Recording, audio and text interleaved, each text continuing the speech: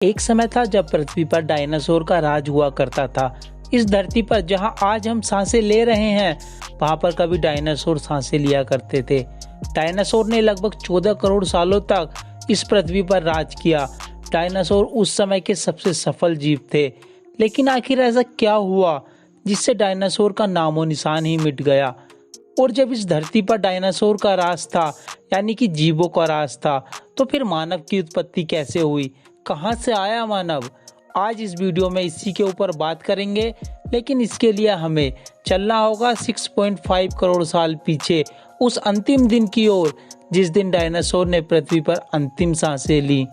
करोड़ों साल पहले भी धरती पर मौसम आज की तरह ही सामान्य था। सामान्य मौसम, चारों ओर बड़े बड़े पेड़ पौधे, घने वन। बस अंतर था उसमें चीखते चिल्लाते डायनासोर, जो उस समय पृथ्वी की रौनक थे और खुशी से अपना जीवन व्यतीत कर रहे थे। 10 करोड़ साल पहले एक छोटा सा एस्टेरॉयड का टुकड़ा जो अंतरिक्ष में घूम रहा था, वह पृथ्वी से करोड़ों मील दूर मंगल और बृहस्पति ग्रह के बीच एक क्षुद्र ग्रह में घूम रहे एक बड़े एस्टेरॉयड से टकराया। इस टकराव से उस बड़े एस्टेरॉयड की दिशा बदल गई और वह पृथ्वी की ओर 22,000 किलोमीटर प्रति घंटे की रफ्तार से बढ़ने लगा।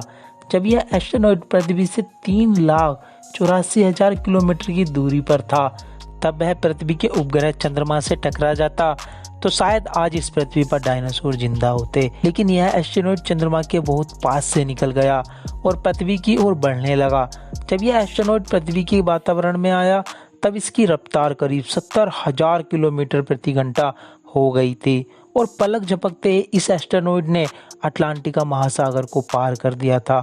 पृथ्वी के वातावरण में यह एस्टेरॉयड घर्षण के कारण आग के गोलों में बदल गए और कुछ ही क्षण में यह एस्टेरॉयड मैक्सिको की खाड़ी के पास जमीन से टकराया और 35,000 डिग्री सेल्सियस की ऊर्जा का एक भयानक विस्फोट होता है। यह विस्फोट 10 हाइड्रोजन बम के बराबर शक्तिशाली था और इस विस्फोट के कारण टकराने वाली जगह पर 180 किलोमीटर चौड़ा और 20 किलोमीटर गड्ढा हो गया था, जिसकी वजह से कुछ ही मिनटों के बाद भूकंप आने लगे और समुद्र में सुनामी उठने लगी।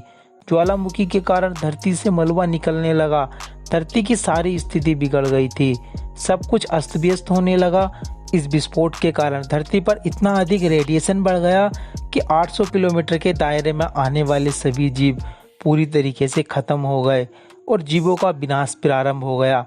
लेकिन कुछ उड़ने वाले डायनासोर जमीनी भूकंप, ज्वालामुखी और रेडिएशन से तो बच गए, लेकिन विस्फोट के समय जो मेटल्स धरती के अंदर से निकलकर अंतरिक्ष में पहुंचे थे, वे ग्रेविटी के कारण आग के गोलों में बदलकर पृथ्वी पर बरसने लगे और उड़ने वाले डायनासोर आग में जलकर भस्म हो गए। इस महान विनाशक दुर्घटना में 90% प्रजातियां लुप्त हो गई थी और केवल वो ही प्रजातियां जिंदा बची जिनका वजन 25 किलोग्राम से कम था, जो कि धरती के अंदर छोटी छोटी दरारों में छुप गए थे।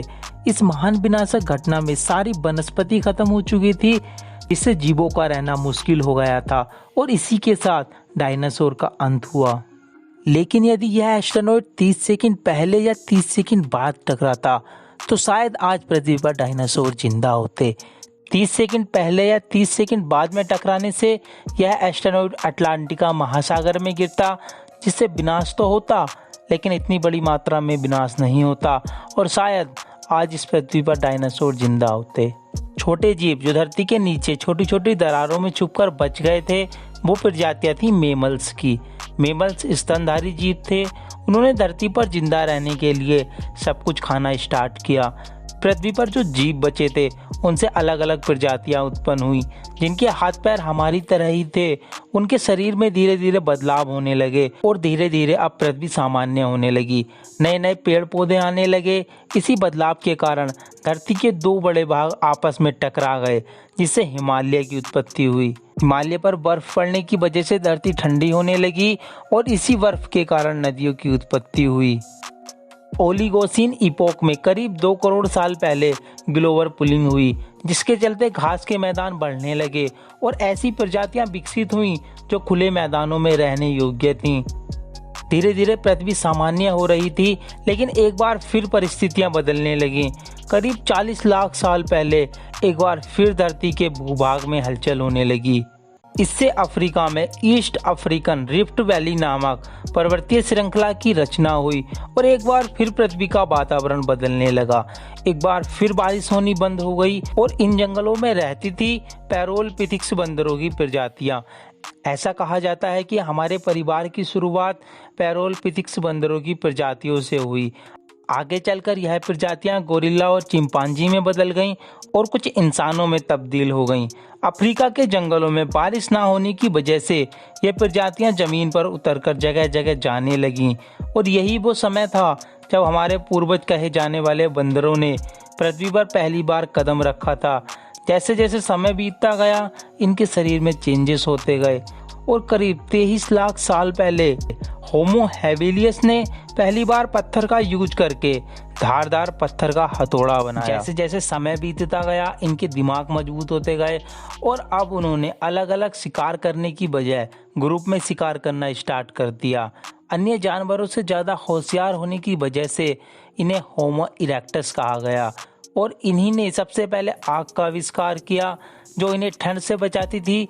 धीरे धीरे दिमाग चलने लगा और इनमें तरह तरह के बदलाव होने लगे और इसी बदलाव के कारण लगभग 2 लाख साल पहले आज के इंसान की तरह बोलना स्टार्ट किया और आगे चलकर इन्हीं ने मानव का रूप लिया और करीब अब 1 लाख साल पहले इंसान कहीं भी आने जाने लगे।